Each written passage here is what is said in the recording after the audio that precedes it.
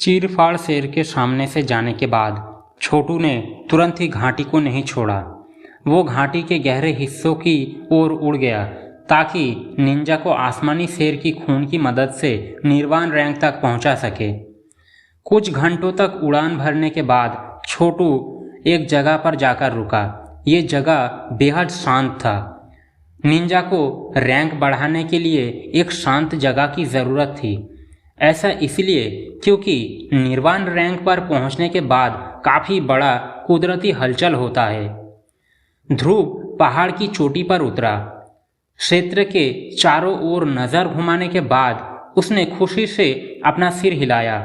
छोटू ने निंजा को बाहर बुलाया। उसी समय तिलिस्मी पत्थर से ध्रुव सौरभ भी बाहर आया।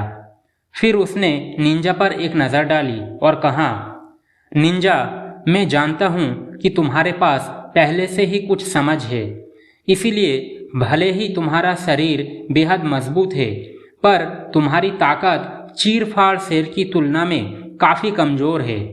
इसीलिए आसमानी शेर की हड्डियों के साथ जुड़ना तुम्हारे लिए काफ़ी खतरनाक होगा। यह सुनकर छोटू के चेहरे का भाव थोड़ा बदल गया। ऐसा लग रहा था कि वो कुछ कहना चाहता था, लेकिन वो चुप हो गया। निंजा एक प्राचीन ज्वाला शेर था और अगर ये उसकी अनोखी शरीर के कारण नहीं होता तो निंजा अपने पूरे जिंदगी में इस स्तर तक नहीं पहुंच पाता।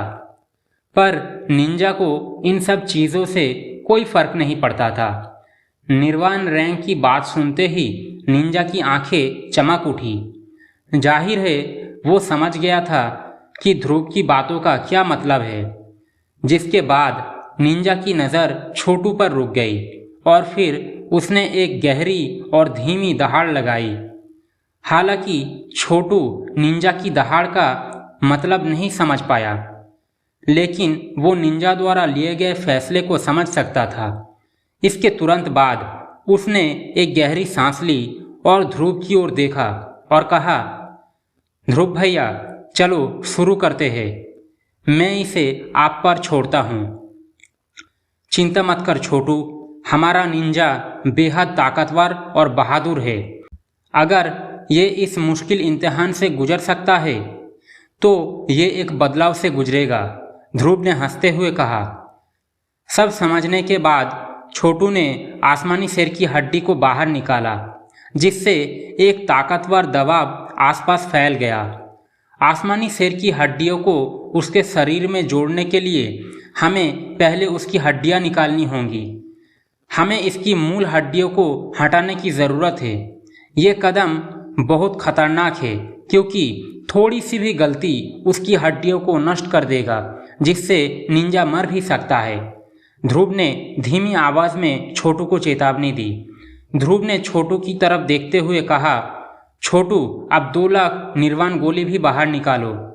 छोटू ने जल्दी से अपनी पोटली निकाली और निर्वाण गोलियां हवा में उड़ गई और एक विशाल ऊर्जा की धारा बन गई जो पहाड़ की चोटी पर इकट्ठा होने लगी। जैसे ही निर्वाण शक्ति हवा में फैल गई, पूरा पहाड़ निर्वाण शक्तियों से भर गया। तुरंत ध्रुव अपने हाथ से सील बनाने लगा। उसके पंजों से कई बैंगनी रोशनी की किरणें निकली और निर्वाण गोलियों से होकर गुजरी। जैसे ही रोशनी की किरणें अंदर आई, ऊर्जा का बहाव अचानक बिखर गया। एक पल में ऊर्जा से लाल रंग की लपटें फूट पड़ी। निंजा, अगर तू ये कदम नहीं उठा सकता तो तू बाकी प्रक्रिया भी नहीं कर पाएगा, ध्रुव ने अपने चेहरे पर गंभीर भाव के साथ कहा। ध्रुव के कहने के बाद निंजा निर्वाण शक्तियों को सोखने लगा। निर्वाण शक्तियों को सोखने के बाद निंजा के मुंह से दर्दनाक दहाड़ निकली, जिससे पूरा पहाड़ गूंज उठा। दर्दनाक दहाड़ करीब 10 मिनट तक जारी रहा और फिर धीरे धीरे कम होने लगा। हालांकि इसका मतलब ये नहीं था कि निंजा का दर्द खत्म हो गया था। ऐसा इसलिए था कि निंजा काफ़ी देर से दहाड़ रहा था, जिससे उसका मुंह भी दर्द कर रहा था। उस लाल शक्तियों के अंदर निंजा का शरीर धीरे धीरे बुरी तरह से टूटता जा रहा था। अगर छोटू को निंजा के अंदर से जीवन शक्ति का पता नहीं चलता तो उसे लगता कि निंजा मर चुका है। ध्रुव ने अपने पंजे आगे बढ़ाए। बैंगनी गहरे रंग की रोशनी की किरणें एक विशाल हाथ में बदल गई। हाथ निर्वाण लपटों में पहुंच गया और निंजा के शरीर से हड्डियां निकाल ली।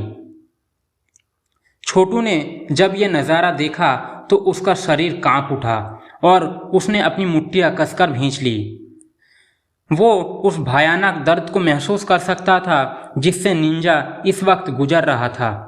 छोटू, जल्दी से आसमानी शेर की हड्डियां निकाल। ध्रुव की आवाज़ छोटू के कानों में पड़ी और उसने अपने दांतों को भींचते हुए आसमानी शेर की हड्डी को फेंक दिया। जैसे ही निंजा की मांस आसमानी शेर की हड्डियों से लिपटा तो एक काली रोशनी निकली जो मांस से पूरी तरह से टकराने की कोशिश कर रही थी। फिर भी मांस अभी भी हड्डियों से लिपटने में लगातार लगा रहा। आसमानी शेर की हड्डियों में अभी भी उसका छाप है। ये निंजा के साथ जुड़ने का विरोध करेगा। हालांकि हम कुछ भी नहीं कर सकते। ये पूरी तरह से निंजा पर निर्भर करता है कि वो खुद इस पर काबू पाले, ध्रुव ने मजबूरी में कहा। इसके अलावा निंजा की आत्मा उसके मांस के साथ अभी भी एकत्रित है। हालांकि ये बस 1 घंटे तक ही चलेगा। अगर निंजा 1 घंटे के अंदर आसमानी शेर की हड्डियों के साथ नहीं जुड़ पाता तो वो अपनी जान खो देगा। छोटू ने चुपचाप अपना सिर हिलाया। फिर वो पैर मोड़कर बैठ गया और बिना पलक झपकाए निंजा को घूरते रहा। उसकी दिल की धड़कन बेहद तेज हो गई थी। मांस और शेर की हड्डियों के बीच लड़ाई लगभग आधे घंटे तक जारी रहा। जैसे जैसे वक्त बीतता गया, छोटू की आंखें और भी ज्यादा लाल होती गई। ध्रुव छोटू को देखकर मजबूर था, वो कुछ नहीं कह सका। ध्रुव छोटू को काफी लंबे वक्त से जानता था, पर इस तरह बेचैन होते हुए उसने कभी नहीं देखा था। 10 मिनट और बीत गए और जल्दी ही 1 घंटा बीत गया। आखिरकार छोटू ने खुद को संभाला और घबराकर इधर उधर घूमने लगा। छोटू के कदम रुक गए और उसने अचानक अपना सिर उठाया। फिर वो आगे बढ़ा और अपने हाथों को निर्वाण शक्तियों के अंदर डालने लगा। वो जानता था कि अगर ये और आगे बढ़ा तो निंजा सच में मौके पर ही अपनी जान गंवा देगा। हालांकि जैसे ही छोटू के हाथ निर्वाण शक्तियों को छूने वाला था, उग्र निर्वाण शक्तियां अचानक फैल गई। उस दबाव ने छोटू को कई कदम पीछे धकेल दिया। छोटू, जल्दबाजी मत कर। ध्रुव छोटू के सामने आया और निर्वाण लपटों को घूरता रहा। ऐसा लग रहा था कि लपटों के अंदर लड़ाई बंद हो गई थी। स्पष्ट रूप से एक विशाल जानवर लपटों के बीच चुपचाप खड़ा देखा जा सकता था। एक ताकतवर ऊर्जा पूरे पहाड़ में फैल गई। ऐसा लग रहा था जैसे कोई ताकतवर प्राचीन जानवर जाग गया हो। क्या हम कामयाब हुए ध्रुव भैया? छोटू की आंखें बड़ी हो गई जब उसने इस नज़ारे को देखा। जब ध्रुव और छोटू सदमे से इस नज़ारे को देख रहे थे, अचानक एक खौफनाक दहाड़ पूरे पहाड़ में गूंज उठा। जैसे ही हड्डी कपा देने वाली ताकतवर दहाड़ हवा में गूंजी, पहाड़ में मौजूद अनगिनत तिलस्मी जानवर डर और घबराहट से कांप उठा। आसमानी शेर की ताकत, ध्रुव ने बड़बड़ाते हुए कहा, जबकि उसकी आंखों से खुशी झलक रही थी। हमारा निंजा सीधे पहले पड़ाव के निर्वाण रैंक तक पहुंचने की कोशिश कर रहा है। ध्रुव ये नज़ारा देखकर हंस पड़ा। उसकी हंसी से ऐसा लग रहा था जैसे उसके सर का बोझ उतर गया हो। छोटू भी थककर जमीन पर बैठ गया। आखिरकार उसका भारी दिल शांत हो गया था। निर्वाण गोलियों से निकलने वाली शक्तियों के बहाव से लाल लाल लपटें निकल रही थी, मानो कोई विशालकाय ड्रैगन हो। अचानक निंजा ने उस शक्तियों के बहाव को पूरी तरह से सोख लिया। इस वक्त शक्तिशाली झटकों के कारण पहाड़ की चोटी ऐसे हिल रही थी जैसे भूकंप आया हो, जबकि निंजा के शरीर से लगातार एक ताकतवर दबाव निकल रहा था। इसके अलावा निंजा की शक्तियों को सोखने की रफ्तार के कारण 2 लाख निर्वाण गोलियों से बनी बाढ़ इतनी तेजी से गायब हो गई जिसे खुली आंखों से देखा जा सकता था। लगता है रैंक बढ़ने के साथ साथ निंजा की भूख भी बढ़ गई है। जब वो तेजी से गायब हो रही निर्वाण गोली को बहते हुए देख रहा था तो छोटू खुद को रोक नहीं सका और धीरे से सांस लेने लगा। जब निंजा निर्वाण रैंक के पहले पड़ाव में कदम रखेगा तो निर्वाण शक्ति इसे संयमित करेगा, जिसमें इसका खून और मांस आसमानी शेर की हड्डी के साथ बेहतर तरीके से जुड़ सकेगा। ध्रुव ने हालत को देखते हुए मुस्कुराकर छोटू को समझाया। छोटू भी थोड़ा मुस्कुराया। वो अंदर से काफी खुश था। निर्वाण रैंक पर पहुंचने और निंजा की बदलाव से गुजरने के बाद भी 2 लाख निर्वाण गोलियों से बनी निर्वाण शक्तियों को पूरी तरह से सोखने में पूरा 1 दिन लग गया।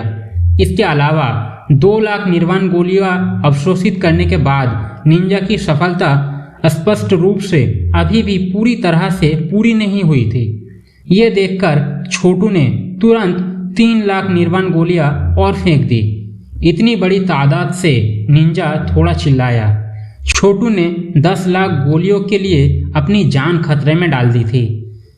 कोई बात नहीं, जब तक निंजा ये सब सोच सकता है तब तक मेरी सभी निर्वाण गोलियां उसे देने में कोई प्रॉब्लम नहीं होगी।